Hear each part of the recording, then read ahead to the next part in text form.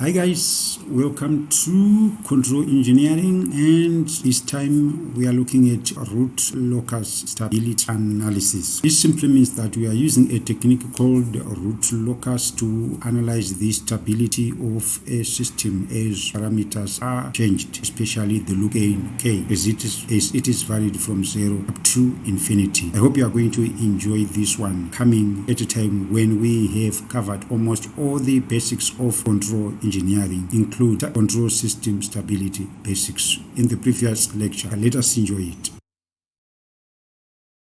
Root locus analysis. This is a method that was developed by W.R. Evans, and it is used to analyze the stability of a control system. It allows the determination of the path of the closed loop poles of a control system. We understand what is meant by closed loop and also what is meant by pole. And this is from the knowledge of its open loop transfer function for various values of the system parameters. What we are saying is when we vary the parameters of the control system, the location of the poles also change. So we are saying the root loci are plotted on the S-plane. You know what an S-plane is, and they clearly show the movement of poles as the variable. Normally the gain factor changes. It is the path for the poles of a closed loop control system as one of the system parameters, and this parameter that is normally changed to test the stability of the control system is the system gain factor k. So root locus is a graphical representation, and we know that it is in S domain, and one of the parameters of root locus is that it is symmetric about the real axis, which is the horizontal axis, and this is because the open loop poles and zeros normally exist in complex conjugate pairs.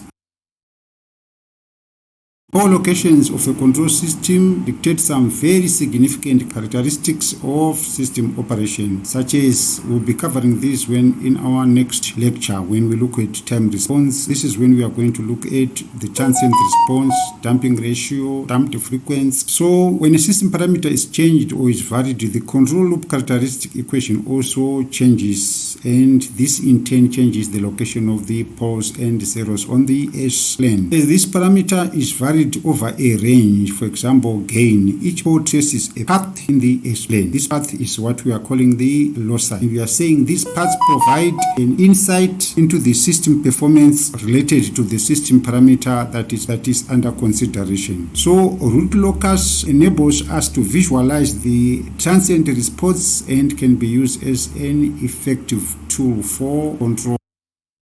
We said when the system parameters are varied, the poles are going to change their positions, and we are saying the cognizance of such movement of the poles with the small variations in parameters of the system is useful in the design of closed loop control system, and we said it was developed in 1948 by a guy called W.R. Evans. So in root locus method, the parameter k of the system is varied from 0 up to infinity, and please take note that this is loosely speaking. In reality, it can be varied from minus infinity to positive infinity. And we are saying in root locus diagram, we can observe the path of the closed loop poles when we vary the system parameters. Hence, we can identify the nature of the control system. That is it going to remain stable when we continue increasing the value of k? And we are saying in this technique, we use an open loop transfer function to know the stability of the closed loop control system. We'll be looking at this, no need to worry.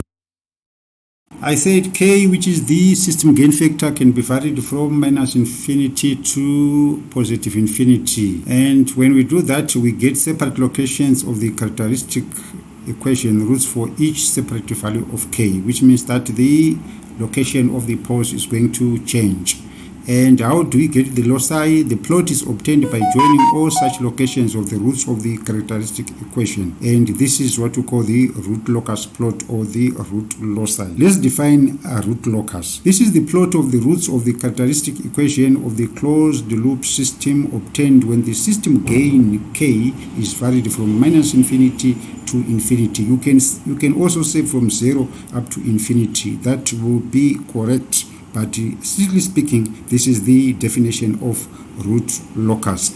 When we are talking about the roots of the characteristic equation, we'll be talking about the location of the poles. So we are saying when k is varied from 0 to infinity, that is k is positive, the plot obtained is known as direct root locus or simply root locus. Hence I said you can define root locus as gain is varied from 0 up to infinity. And we are saying when gain is varied from minus infinity to 0, this is called the complementary, indirect or inverse root locus. But normally we'll be worried about root locus, whereby the gain is varied from 0 up to infinity.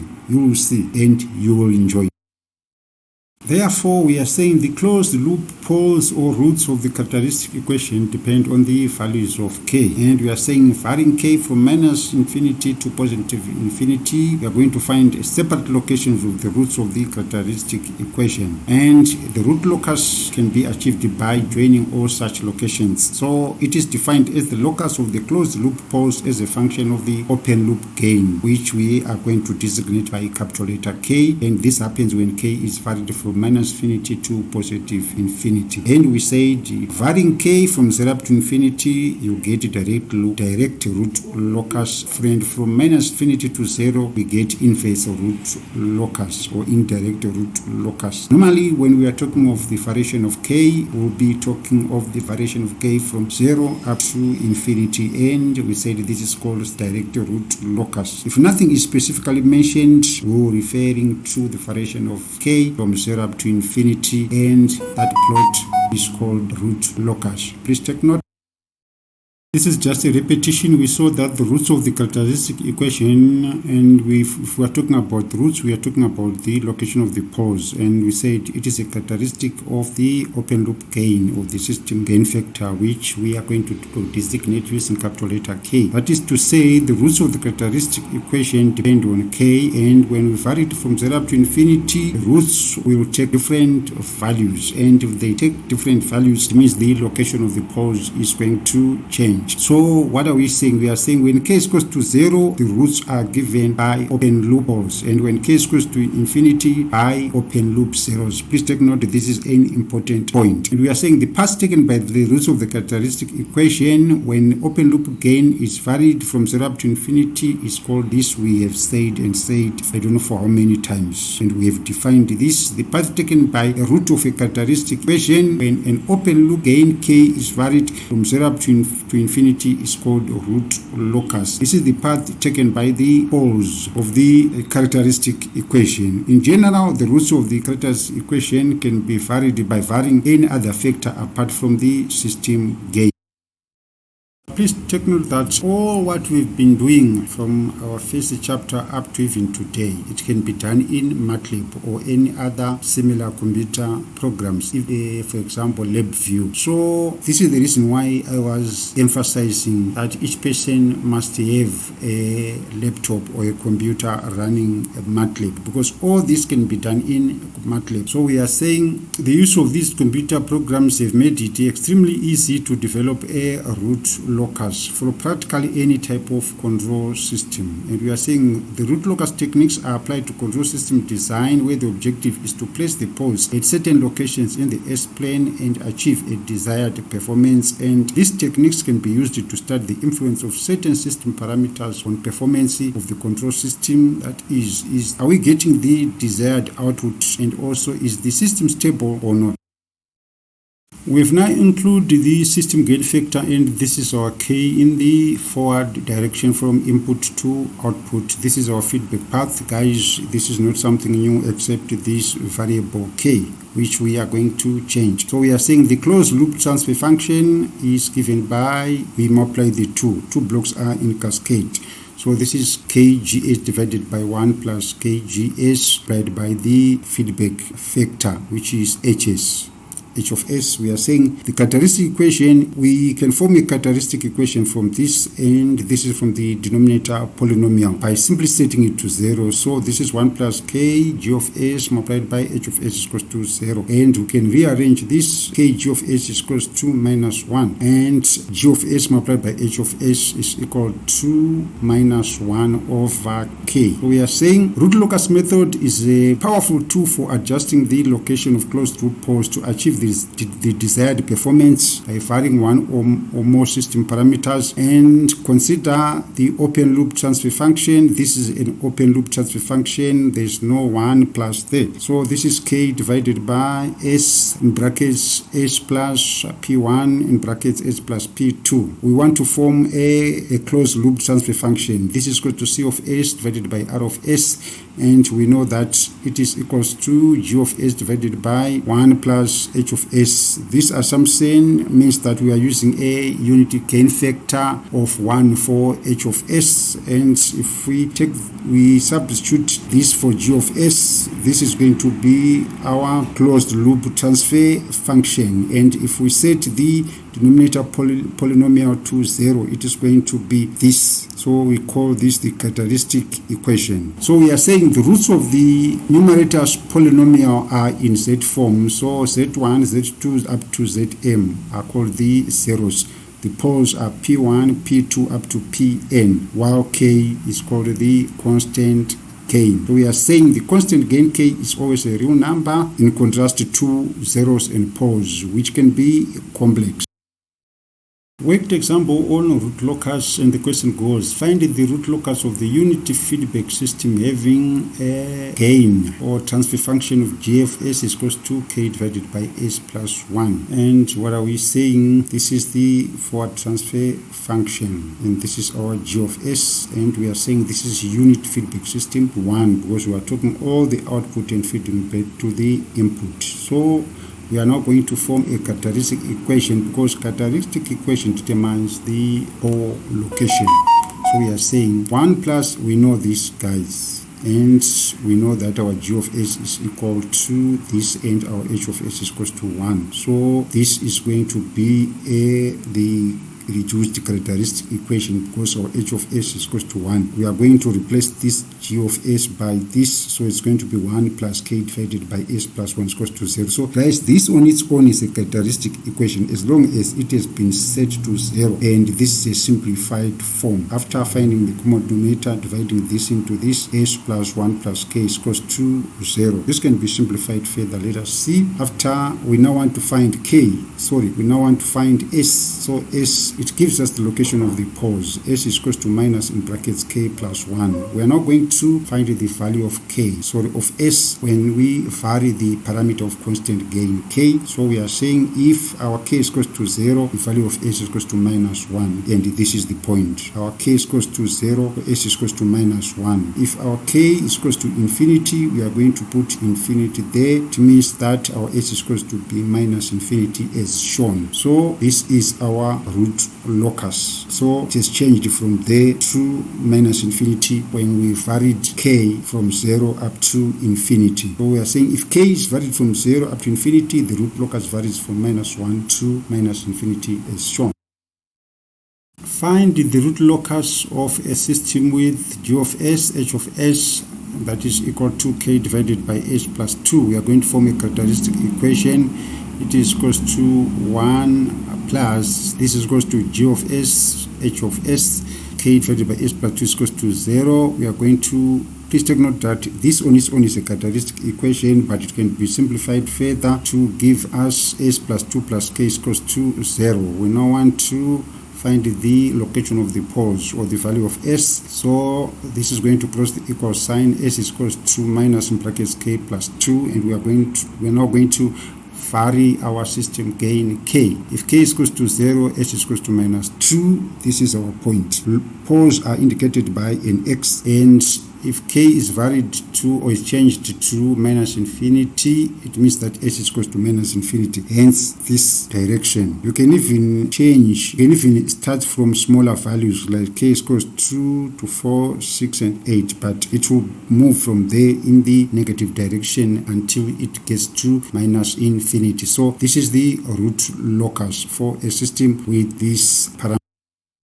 Another worked example, g of s, h of s is equals to k divided by s plus 2 or in brackets squared. We are going to form a characteristic equation 1 plus this parameter there is equals to, we are going to set it to 0, and we are going to solve for s. This is the value for s. Thus the roots begins. We are not going to change the value of s. We'll start from 0 up to infinity. If this is equals to 0, s is equals to minus 2, and this is our point. If this is equals to 1, we are going to say the root of 1 is equals to 1. We are going to say minus 2 plus 1. This is going to give us minus 1. If we are going to say minus 1 minus 1. So this is the way how it is going to vary. So your poles are going to move along this path. So this is the root locus for this system. Please take note, simply substitute, or you simply change values from k is equals to 1, k is equals to 2, k is equals to 3, k is equals to up to you get up to infinity to find the root locus. Still more on worked examples. This one now is given g of s, h of s is equals to k divide k in brackets s plus 6 divided by s plus 2. We are going to form a characteristic equation. Let us form a characteristic equation. It must be equal to 0, and if we simplify this, it's going to be s plus 2 plus k in brackets s plus 6 is equals to 0. We are going to factor out s in brackets. We are going to have k plus 1 because ks and s, they've got s in common, and solving for s, this is going to give us sk plus 2 divided by k plus 1. So we are saying the root locus is the plot of s as k varies from 0 up to infinity, and our first observation is that s will always be a negative real number because of this minus, and the magnitude of s will increase as k increases. So we can find the root locus using two endpoints, k is equals to 0 and k is equals to infinity. So we are going to substitute k for 0 there. This is going to give us minus 2. So when k is equals to 0, s is equals to minus 2. So you go, when k is equals to 0, s is equals to minus 2, and you put an x because this is a pole. And please take note that on our equation there, you can find the value of 0 using the numerator polynomial. You simply equate this to 0k in brackets s plus 6 equals to 0. You will see that s will be equal to minus 6 for this to be equal to 0. So if we go to, you see that we've got to indicate a 0 by a 0. So this is showing us a 0. We are not going to find the value of s when k is equals to infinity. This is, or if you put a k is equals to infinity, k is going to be infinity. It is going to be simpler if we divide throughout by k, and this is what we are going to have. So this term will go to 0, this term will go to 0, so our s will be equal to minus 6. So we go to, when k is equals to infinite, s is equals to minus 6. So this is from there to there. This is our root locus, from this x to this 0. So we are saying this is the way how you can simplify things by plotting a table. Then from there you go and plot the values on an S map.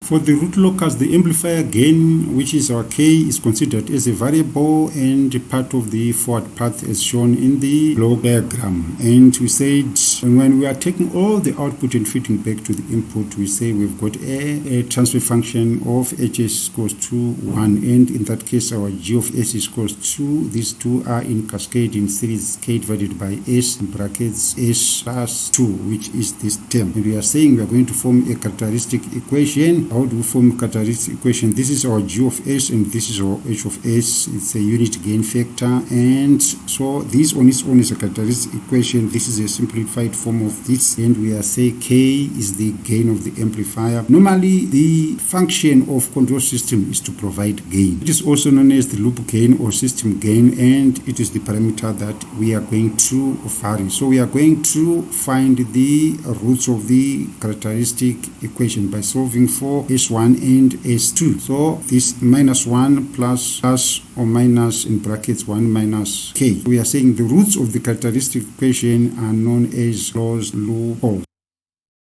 We are now going to derive the relationship between poles and zeros of open loop transfer function with poles of closed loop transfer function. Please take note of that abbreviation, and we are saying we are going to use this block diagram, and we are saying this G of S, H of S can be stated as this. You are given K n of S divided by D of S, where K is the gain of the open loop transfer function, because we know that this is the transfer function of an open loop control system. Ns is the numerator polynomial, while D of S is the denominator polynomial, and we are saying open loop transfer function zeros can be obtained from there, which is equal to this, or since this is equal to this, we can say K n of S divided by D of S equals to 0. So from this equation, it means that for this to be equal to 0, our n of S must be equal to 0, and this shows that K is not equal to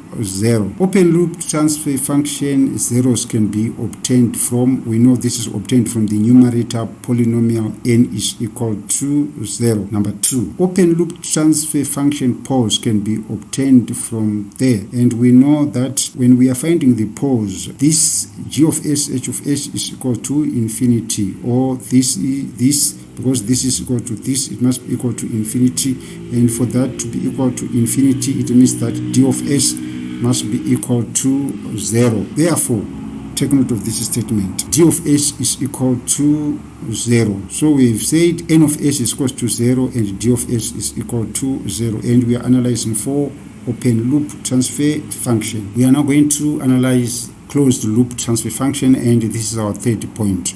And we know that the transfer function, the characteristic equation is given by 1 plus G of S, H of S equals to 0. And we know that this, we said this is equal to this, hence we have replaced it and it is equal to 0. And we have also agreed that this can be stated as D of S plus Kn of S is equal to 0. This is the same. We have found the common denominator there. So we are saying if K is equal to 0, D of S must be equal to 0. Therefore, what are we saying? We are saying closed loop poles are the same as open loop poles for K is equals to 0. Why? Because our D of S is equals to 0 for closed loop, and also our D of S is equals to 0 for open loop.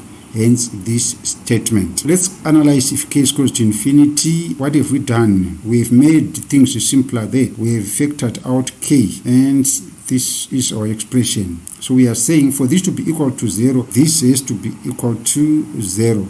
So we are saying if our K is equals to infinity, this is going to be our equation. It is going to be equal to 0. So what does this mean?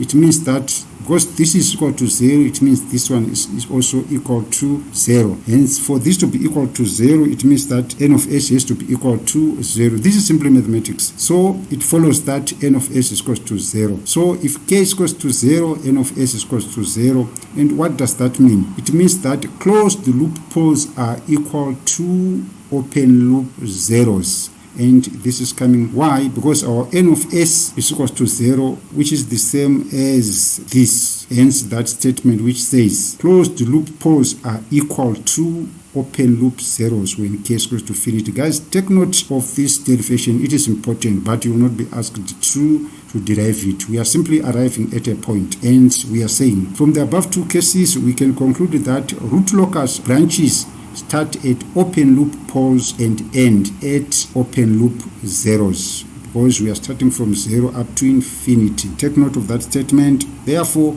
closed loop poles are the same as open loop zeros when K is equals to infinity. We have derived this. So we are saying the root locus starts from open loop pole at k is equals to 0 and ends at open loop 0 at k is equals to infinity. Please take note of this point.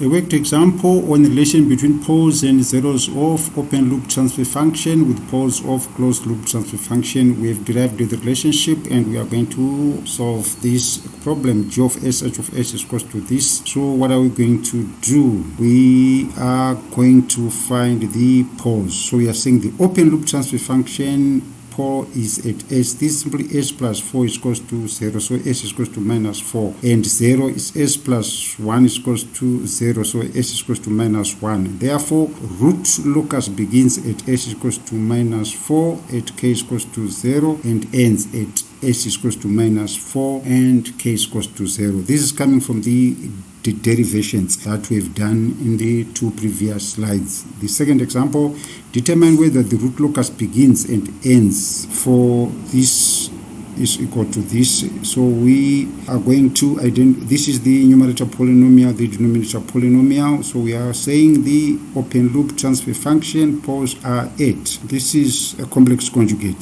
plus j minus j. So we are going to equate this to 0. So it's s is equals to minus 2 plus or minus j because of this positive and negative. When we are looking at zeros, we'll be looking at the numerator polynomial, and if we equate this to 0, it's s is equals to minus 3 plus or minus j. We are saying the root starts at this and ends at there. So we are saying determine where the root locus begins and where it ends. Guys, we've analyzed this from these two slides. I hope you have appreciated.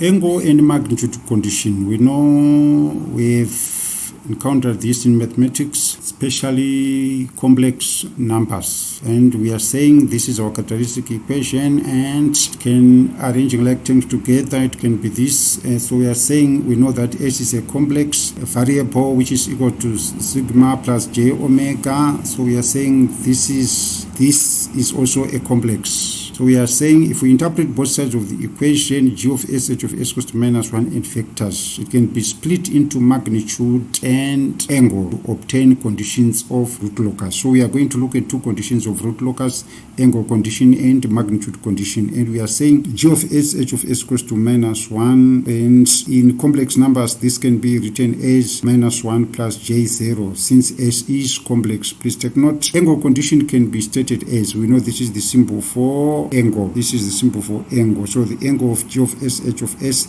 and please take note that it is equal to plus or minus 2q plus 1, or multiplied by 180 degrees, and q can be 0, can be 1, can be 2. And we are saying for any value of s, which is the root of the characteristic equation, this is equal to 0. So we are saying if any value of s satisfies the angle condition, that point lies on the root locus. This is a very important statement. That is, for any point in the S-plane to satisfy the angle condition, it must lie on the root locus. And at that point, angle g of s, h of s will be n. Please take note, this is also an important statement. An odd multiple of plus or minus 180 degrees. If it is not odd, then it means it doesn't lie on the root locus. An example, g of s, h of s equals to k. We have done this and we are saying find whether minus 0.5 lies on the root locus or not using angle condition. We know that our angle condition is this, and this must be equal to this, where q can be 0, 1, 2, etc., etc. But we are given that our s is equals to minus 0.5. So it means that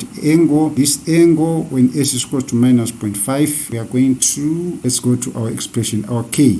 Angle is k, angle k plus j 0 divided by our s is equal to, our s we know that it is minus 0.5. So it is equals to minus 0.5 in angle form plus j0. This is being multiplied by angle. Minus 0.5 minus 0.5 plus 2, it gives us 1.5. So it's 1.5 plus j0. If you simplify this, this is going to give us a 0. You know how to find angles in complex numbers. This is going to give you 180 because of the minus, and this is going to give you 0. Because this is simply tan inverse 0 divided by this. So if you simplify this, if this goes on top, it becomes minus 180 degrees. So this is 1 times 180 degrees. So it must be an odd multiple of this. Thus, it satisfies the angle condition. Therefore, S lies on the root locus of the system. This is the magnitude condition, and it is given as the magnitude of G of S multiplied by H of S. It must be equal to 1. Then the angle condition, also known as the phase condition. The phase of G of S, H of S is equal to 2Q plus 1, where Q can be 0, 1, 2, 3 multiplied by plus or minus 180 degrees. So we are saying this one is called magnitude criterion or magnitude condition, and this one is called the angle or phase criterion. What are we saying? We are saying S, when we change K, changes or moves or becomes SA. So we are saying the magnitude criterion states that S is equal to SA will be a point on the root locus if for all that value of S, the magnitude of G of S, H of S is equal to 1. The same applies to the angle criterion. It states that S is equal to SA. So SA will be a point on the root locus if for that value of S, angle G of S, H of S is equal to an odd multiple of 180 degrees. Please take note that angle is measured in an anti-clockwise direction from the horizontal line. After rearranging, we saw that G of S, H of S is equal to minus 1, and in complex form it becomes minus 1 plus J naught, and magnitude condition or magnitude criterion can be stated as the magnitude of G of S, H of S is equal to magnitude of minus 1 minus J naught. We know magnitude of minus 1 is equal to 1. So we are saying magnitude of G of S, H of S cannot be found if it contains an unknown variable K. So this means that the magnitude condition or the magnitude criterion cannot be used to check the existence of a point on the root locus. So using magnitude condition, we can find the value of K. Please take note how we find the value of K for any point in an S-plane which is found to lie on the root locus using angle condition. So what are we saying? We are saying whether a point lies on the root locus, we do that using the angle condition. So for a point that lies on the root locus, then we are able to find its magnitude. Note that once a point in S-plane is on the root locus, it means that its magnitude condition can be found, or it must satisfy the magnitude criterion. This is the characteristic equation of a closed loop, and arranging like terms, it becomes minus 1 plus J naught because S is a complex quantity. So we are saying the first angle is denoted by this, and this is equal to tan inverse 0 divided by minus 1, and this is equal to 2Q plus 1, where Q can be 0, 1, 2, 3, etc., multiplied by 180 degrees, which is the same as pi. So we are saying the angle condition is the point at which the angle of the open loop transfer function is an odd, please take note, it is an odd multiple of 180 degrees. If it fails to fulfill this condition of being an odd multiple of 180 degrees, so it means that it doesn't lie on the root locus.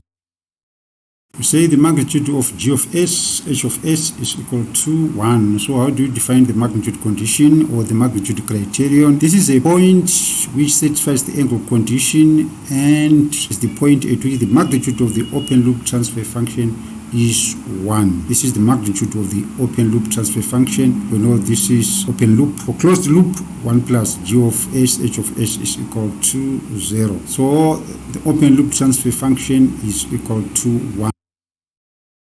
For a loop having an open loop transfer function of K divided by S plus 5 in brackets S plus 10, check if S is equal to minus 2, check if it lies on the root locus. And the second question goes, find the value of K using angle condition as well as magnitude condition. And we are going to start using the angle condition. This is how you state the angle condition, and we said it must be equal to this. And from there, we are going to proceed with the angle condition for h is equals to minus 2. K is plus J0 if we express it in angle form and also in complex notation. H is equals to minus 2, so it's minus 2 plus J0 multiplied by this minus 2 plus 5, it gives us 3, so it's angle 3 plus J0 multiplied by minus 2 plus 10, this is 8, so it's 8 plus J0. If we simplify, this gives you minus 180, this gives you 0, this gives you 0. Guys, this is from your complex numbers, and this is equals to minus 80 degrees. So this is equal to an odd multiple of plus or minus 180 degrees. So the point h is equals to minus 2 lies on the root locus. We are now proceeding to the second part, which says find the value of k and find the value of k using the angle condition as well as the magnitude condition.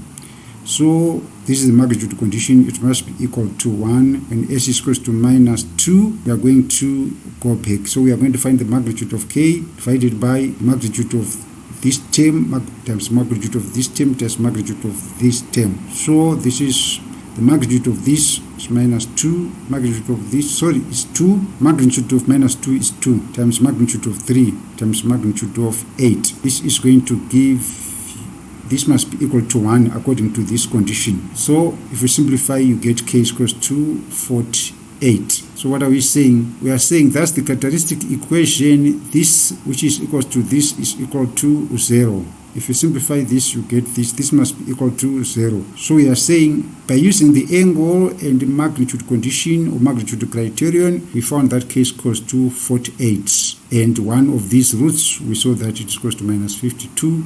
So the remaining roots can be found easily. Please take note. Then the other question on magnitude criterion as well as angle criterion, check whether the points minus 1 plus j and minus 3 plus j lie on the root locus of a system given by an open loop transfer function of k divided by s plus 1, s plus 2 using angle condition. We are told that this, when s is equals to minus j plus 1, which is the first point, it must be equal to k divided by this times this when s is equals to this.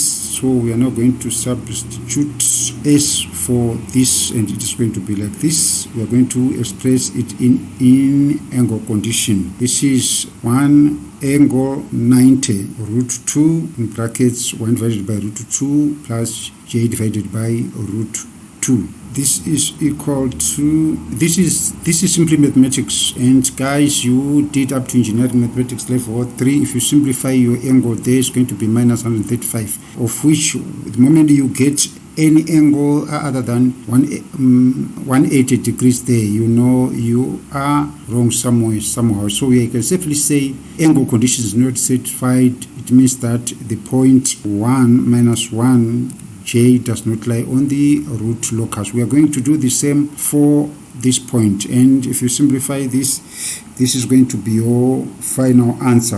And let's analyze this. This is the angle condition. It's also not satisfied because we said there is an angle condition which must not be satisfied. It must be an odd multiple of plus or minus 180 degrees. So you can see that minus 3 plus j does not lie on the root locus. Another question, if s is equals to minus 0.85 lies on the root locus of a system having an open loop transfer function of this, find the value of k using magnitude condition, and you are also asked to comment on the result. This is the magnitude condition for s is equals to this, and we are going to go to our denominator there. This is minus the magnitude of minus 0.85, the magnitude of minus 0.85 plus 1 minus 0.85 plus 3.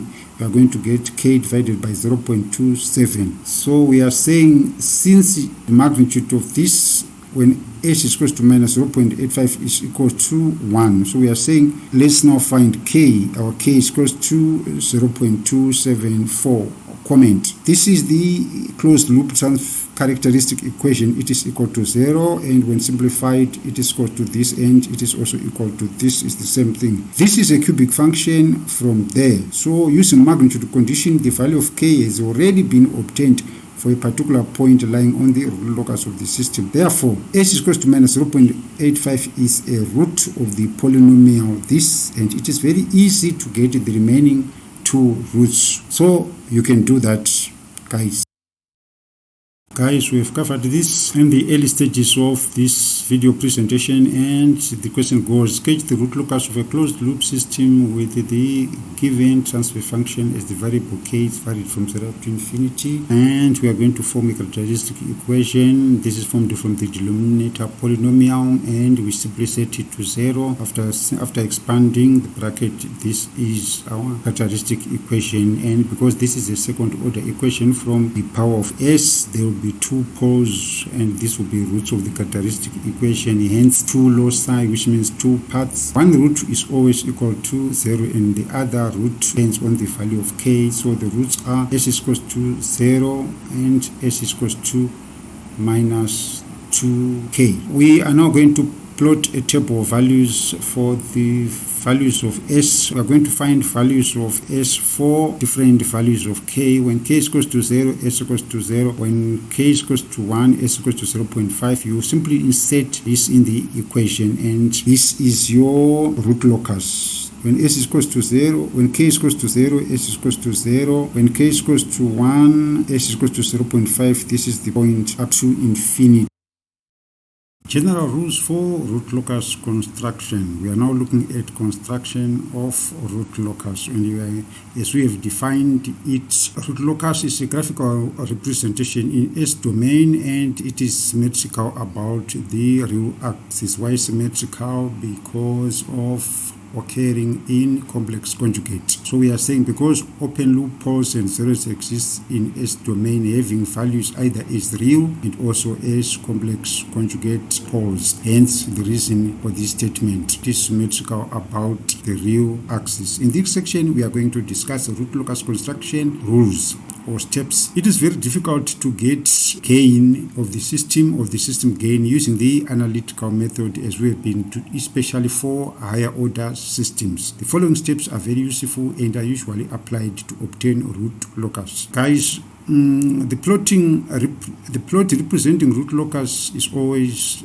drawn in the S domain, in the S plane, which we also refer to as the S domain, and x is a complex quantity, and we know that it is equal to sigma plus j omega, where sigma represents the real axis, which is our x-axis, and j omega represents the marginal axis, which is our y-axis. To construct the root locus, open loop poles and open loop zeros are necessary, and they are obtained as follows. G of s, h of s is equal to system gain. Polynomial is made up of, this is the numerator polynomial, which is used to find zeros, and this is the denominator polynomial, which is used to find poles, and k is the loop gain or system gain. So we are saying z1, z2 are the open loop zeros, p1, p2, etc. are the open loop poles. So on the S map, a circle, not a zero, a circle is used to mark the presence of a hole or the location of a hole, the location of a zero, the location of a zero, while a cross is used to mark open loop poles. This n represents the number of poles at the origin, and please take note that poles and zeros cannot exist at the origin, and we know that the characteristic equation is given by 1 plus g of s, h of s is equal to 0. Look at the rules, and we are saying rule number 1 states that the root locus is symmetrical about the real axis, as we have said in the previous slide. This is because they occur in complex conjugate pairs. Number 2, each branch of the root locus originates from the open loop poles at k is equal to 0 and terminates on affinity open loop 0 corresponding to k is equal to infinity.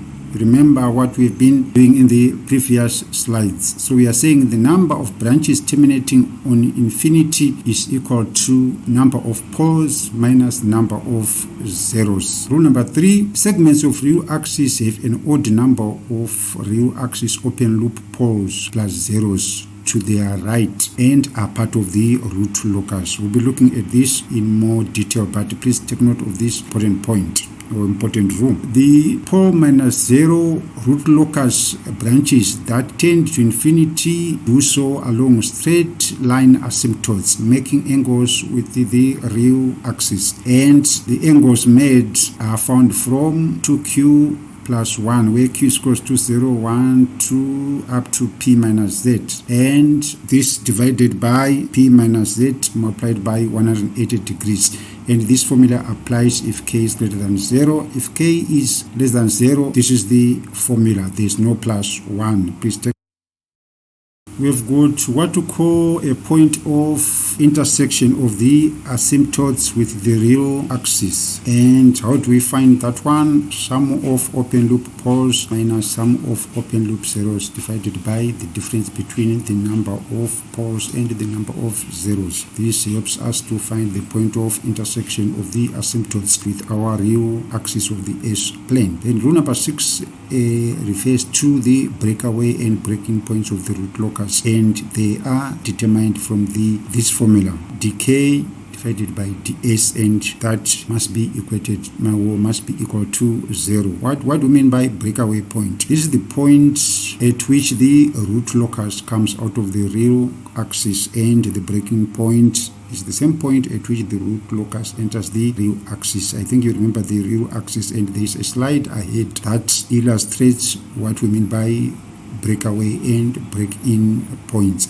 So we are saying the breakaway or break-in points are the points on the root locus at which multiple roots of the characteristic equation 180 degrees or k. So we are saying, how do we find the angle? If a is the number of the branches, the root locus at an angle, we are saying the locus leaves the root locus at an angle of plus or minus 180 degrees divided by number of branches a.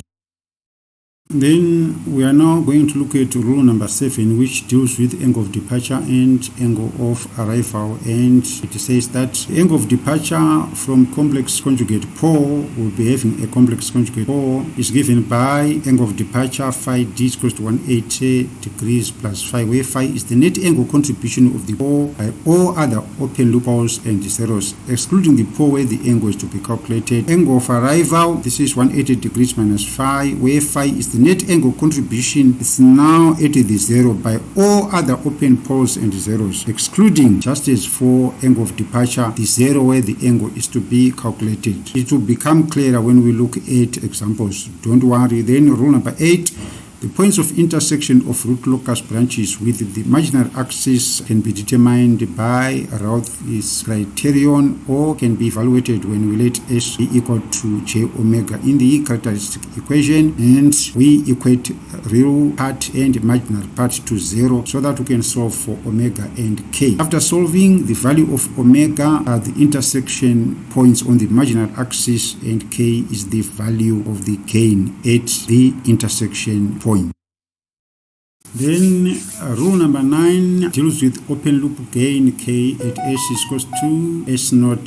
This is after changing k, the pole is going to move from S to SA. So sorry, this is SA. And it is given by k is equal to, take note, this is not a new thing, and this is equal to the product of vector length from open loop poles to our new point SA divided by the product of vector lengths from open loop zeros to the same point. Please take note. We are now going to see diagrammatic illustration of some of the important terms that we encountered in the rules in the next slide. So these are our asymptotes. And we are saying this is our angle of departure. Angle of departure as well as we are proceeding in this direction. This is our S-plane, and the root locus on the real axis is in this direction. The centroid, what do we mean by the centroid? This is the meeting point of the asymptote with the real axis. So this is our centroid. We'll be required to calculate the centroid. So the breakaway point, this is leaving the real axis. This is entering the real axis. From there to there, it's our root locus. From there to there, it is leaving. So also the breakaway point, it is leaving. So we are saying our angle of arrival, this is our angle of arrival, this is also our angle of arrival. So please take note of the asymptote, the centroid, breakaway point, etc. etc. A procedure for construction of root locus. We are now going to look at the steps, and step 1 says you must locate poles and zeros of the open loop transfer function on the S-plane, and as we saw, the root locus branch starts from open loop poles and it terminates on or at zeros. Then after that, what do? You determine the root locus on the real axis. That's the next step. After doing that, this we have been doing in all our worked examples we have been doing. Then step number 3 is we determine the asymptotes of the root locus branches and meeting point of the asymptotes with the real axis. This is our third step. We will analyze each step later. Then the step number 4, we are going to find the breakaway and breaking points. Then after that, if there is a complex pole, then we determine the angle of departure from the complex pole. If there is a complex zero, then determine the angle of arrival at the complex zero. Step number 6, we find the points where the root loci may cross the imaginary axis. Then route number 7, we take a series of test points in the neighborhood of the origin of the S-plane, and we adjust the test point so that we are able to match the angle criterion or the angle condition. It's after that we sketch the locus by joining the test points using a smooth curve. Then last but not least, step number 8, the value of gain at each point on the root locus can be determined from the magnitude condition, and this is equal to the product of vector lengths from open loop poles to the point S is equal to SA divided by the product of vector lengths from the open loop zeros to the point S is equal to SA. We are now going to analyze each step in detail, and we'll call this step's explanation. And step number 1 is location of poles on the S-plane, and we are saying we are going to draw the real and imaginary axis on the graph paper and choose the same scale length for both our imaginary and real axes. You mark poles using a small cross and 0 by a small circle, and we know that the number of root locus branches is equal to the number of poles of open loop transfer function, and also the origin of root locus is at a pole and it terminates at a 0. And for the sake of this lecture, we are going to assume P to be number of poles, Z to be number of zeros, and the remaining P minus Z root locus branches will end at zeros, and this is at infinity. Then step number 2, what are we going to do? We are going to find root locus on the real axis. And what are we saying? We are saying we are determining part of the root locus found on the real axis. And how do we proceed? We simply choose a test point N on the real axis, and if the total number of poles, please take note of this important point, if the total number of poles, or if the sum of poles and holes on the real axis to the right of this test point is odd, then we know that our test point lies on the root locus. Otherwise, it does not lie on the root locus. So, and this happens if the sum is even.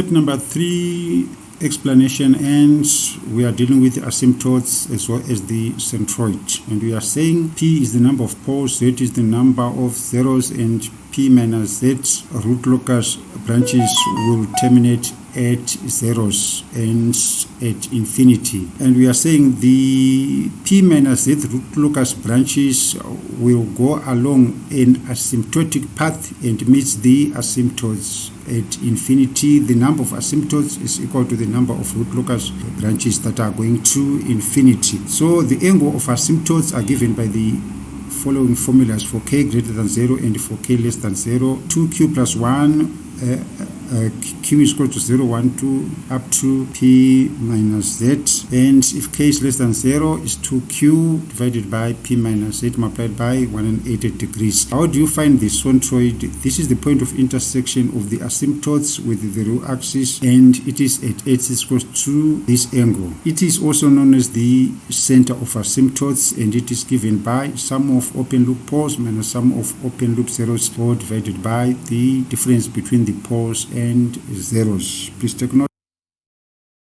Explanation on breakaway and breaking points. We are saying breakaway or breaking points lie on the real axis, or they exist as complex conjugate pairs, which means that they will not lie on the real axis if they exist as complex conjugate pairs. So we are saying if there is a root locus on the real axis between two poles, that is what we call a breakaway point, and between two zeros on the real axis, we call that a break-in point. So we are saying if there is a root locus on the real axis between a pole and a zero, there may or may not be a breakaway or breaking-in point. Please take note of the important points stated. So we are saying let the characteristic equation be given by, and how do you determine k? K is equal to minus b of s divided by a of s, and we are saying the breakaway and breaking points are given by the roots of dk ds, and dk ds is equated to zeros. So we are saying the roots of dk ds is equal to, when the roots of dk ds is equal to 0,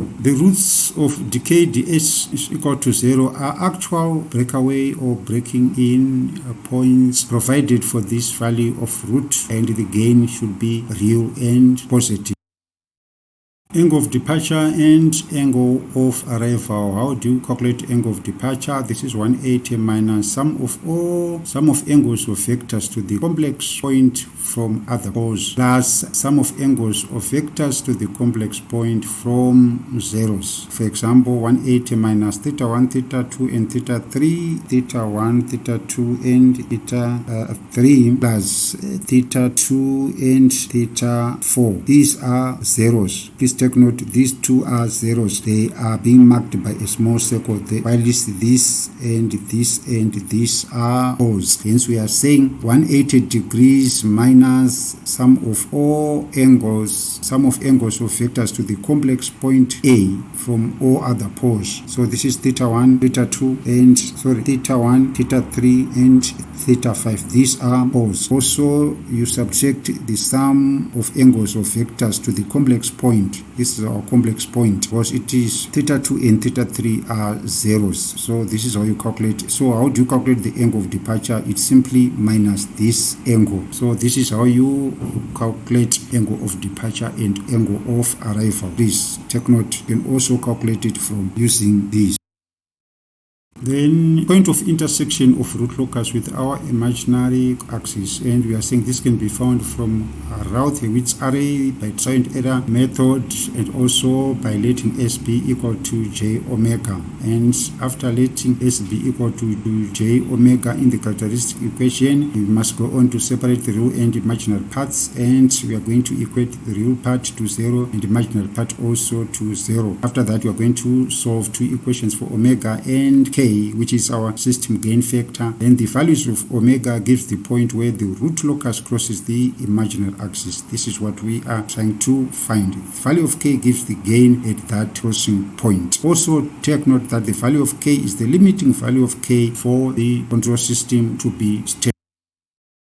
Let's now use the steps in solving this example, and it has got an open loop transfer function of k divided by s in bracket s squared plus 4s plus 13. You can easily note that this is a unit gain system because h of s is equal to 1. So the first point is we want to locate poles and zeros. How do you locate poles and zeros? You are going to form a characteristic equation from the denominator polynomial. This is equal equal to 0. So we are going to find the roots of this quadratic. It's minus 4 plus or negative the square root of b squared minus 4 times a times c. This gives us minus 2 plus or minus j3. So the poles are 8. J is equals to 0 from this minus 2 plus j3 and minus 2 minus j3. So we are going to let p1 be equals to this 0, p2b minus 2 plus j3 and p3b minus 2 minus j3. So we are done with locating poles and zeros. So this was our first step in finding the root locus. Then the second step is to find the root locus on the real axis. We want to find whether it falls on the real axis or whether it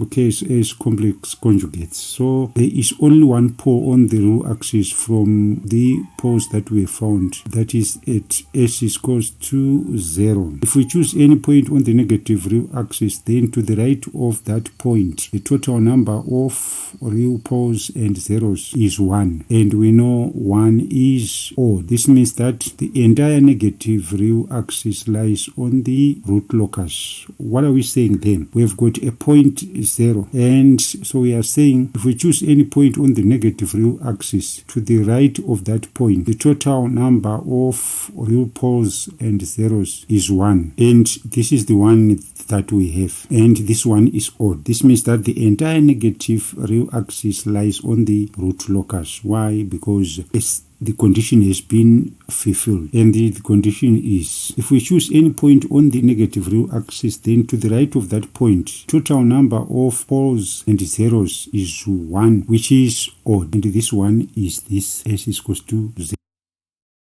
We are now going to proceed to find the angle of asymptotes and also the centroid. So we are saying since there are 3 poles, the number of root locus branches is also equal to 3. There's no finite 0 even from the transfer function. All the 3 root locus branches end at zeros at infinity, and asymptotes number is 3. We are now finding the angles of asymptotes, and this is the formula that we're going to use. Number of poles minus number of zeros. And because we've got 3 poles, it means that our Q goes from 0 up to 3. So we are going to go, when Q is equals to 0, is 2 times 0 plus 1 times plus or minus 180 degrees, or divided by 3. 3 from 3 minus 0. So the asymptote angle is plus or minus 60. We go when Q is equals to 1. This is going to give us 3 times 180 divided by 3. So that's plus or minus 180 degrees. And when Q is equals to 2, angle is equals to plus 300. Plus 300 is in an anti-clockwise direction. If we go in a clockwise direction, it becomes minus plus 360 degrees, and when Q is equals to 3, it's plus or minus 420, which is the same as plus or minus 60 degrees. Please take note, this is very simple.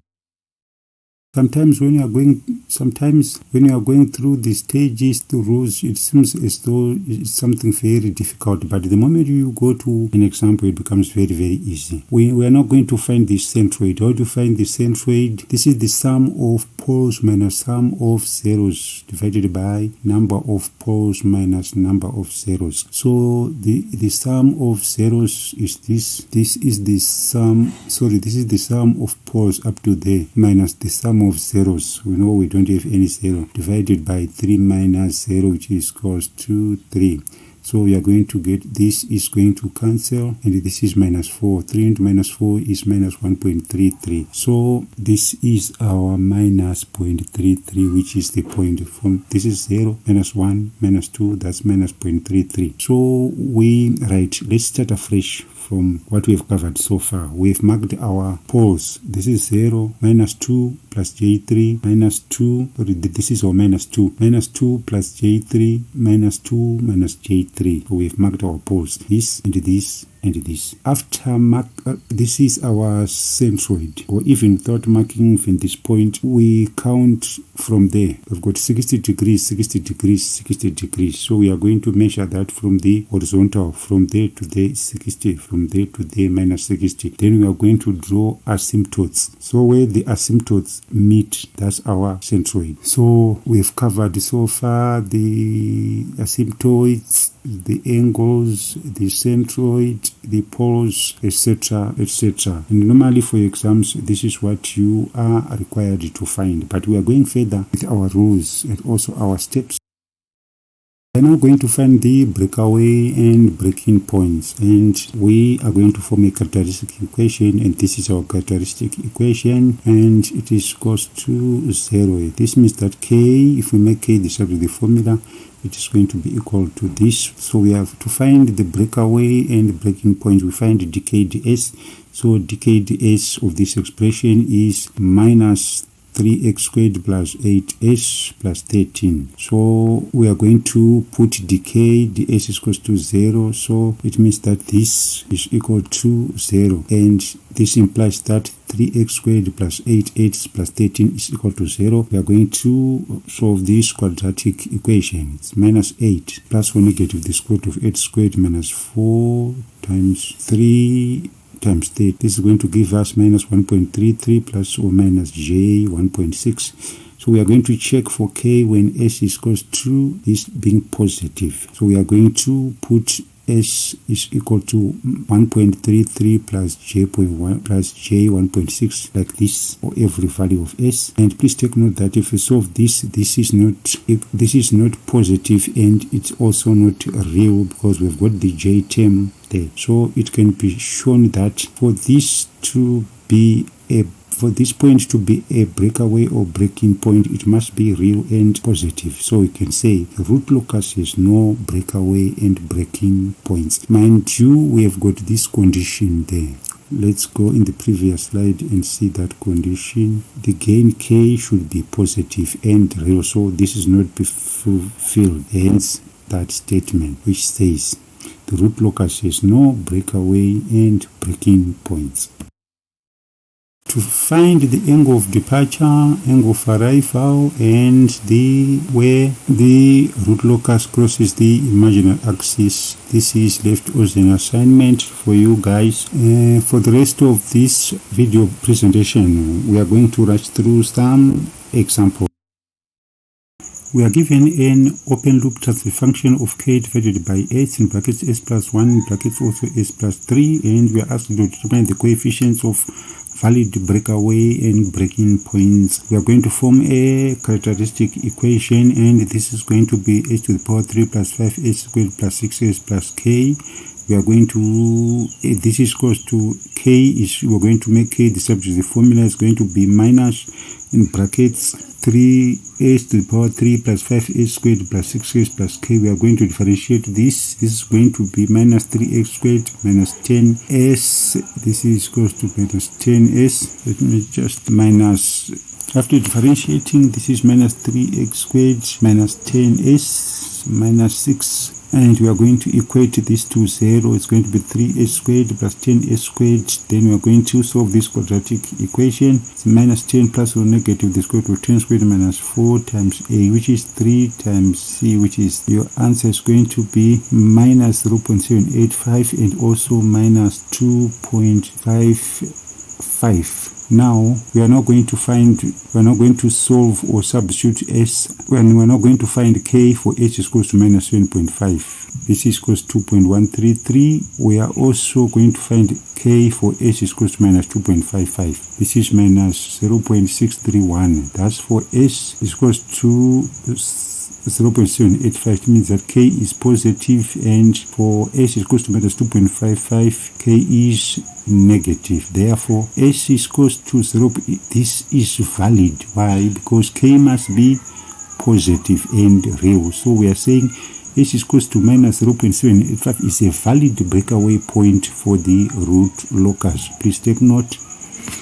This is this is a valid breakaway point, minus 0.785.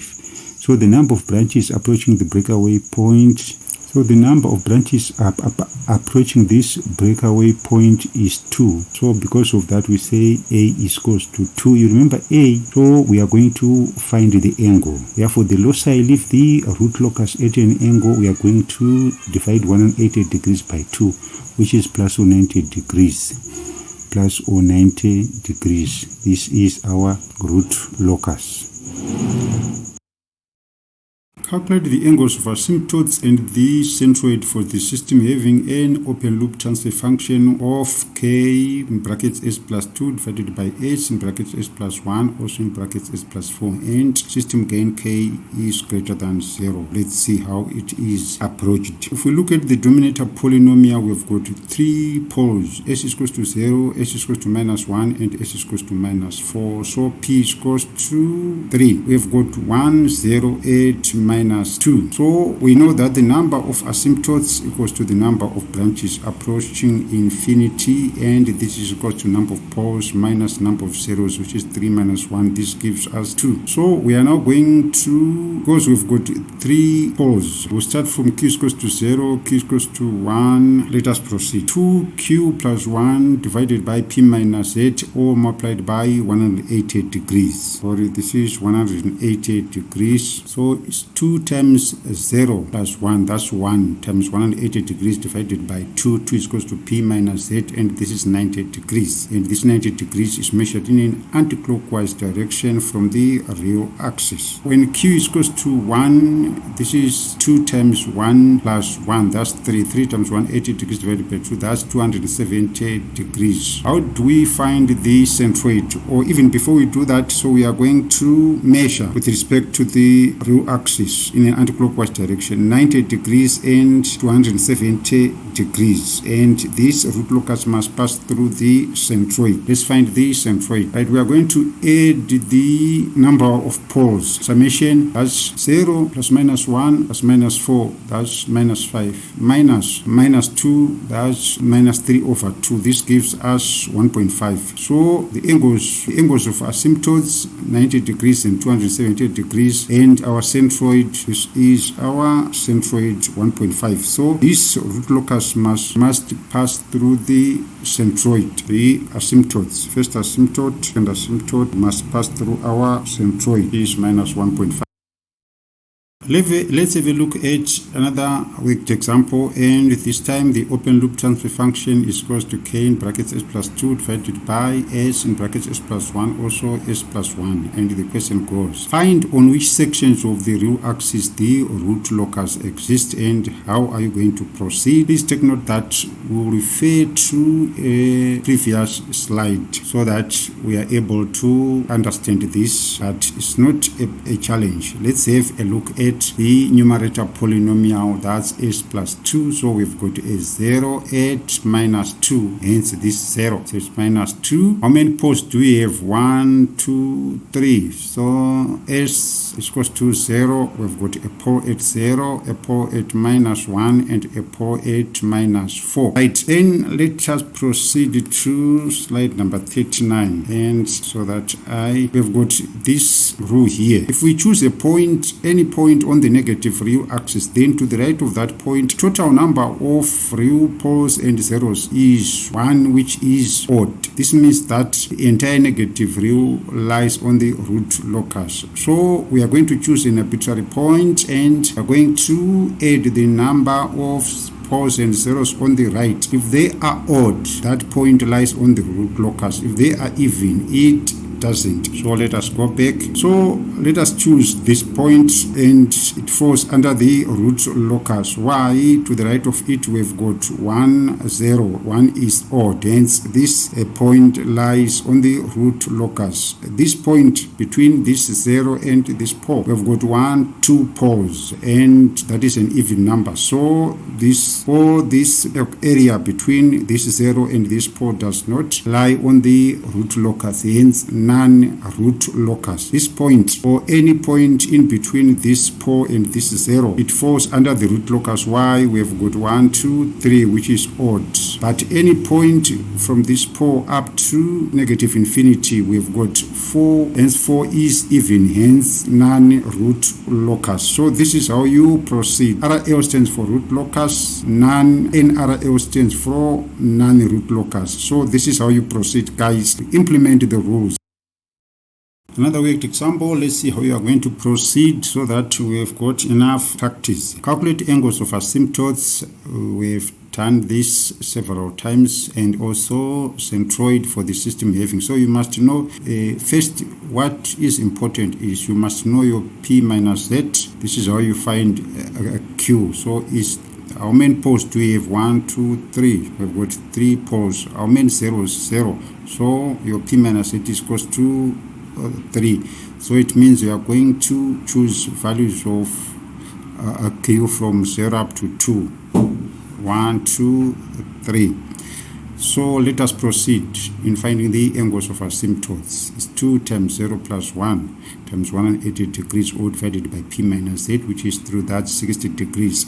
So from this you measure 60 degrees there. Let's find another angle of asymptotes. This is 180 degrees. From there you measure 180 degrees. Another angle of asymptotes, that's 300 degrees. From there you measure 300 degrees, and that is the same as minus 60 degrees if you go in a clockwise direction. Then please take note that we've got a pole at s is equals to 0, s is equals to minus 1. So this is now a complex conjugate. Minus 1 plus j, minus 1 minus j. How are you going to find the centroid? The centroid, you are going to add the summation. That's 0 plus minus 1 plus minus 1. That's 0 minus 1 minus 1 minus. We don't have any 0. So this is minus 2 over 3, and this gives us minus 0.667. You go to minus 0.667. If you draw these asymptotes, they must cross the real axis at minus 0.67. So this is correct. This is how you proceed, guys. And this is our last slide on root locus stability analysis. And I hope you have enjoyed this one. We are almost done. Our next presentation will be on root, not root, on time response. Then after time response, we go to frequency response, then our last topic. So until then, guys, don't forget to hit the subscribe button if you are benefiting. Telecom Academy brings you real convenience by affording you the opportunity to study at any place, at any time, and at any pace.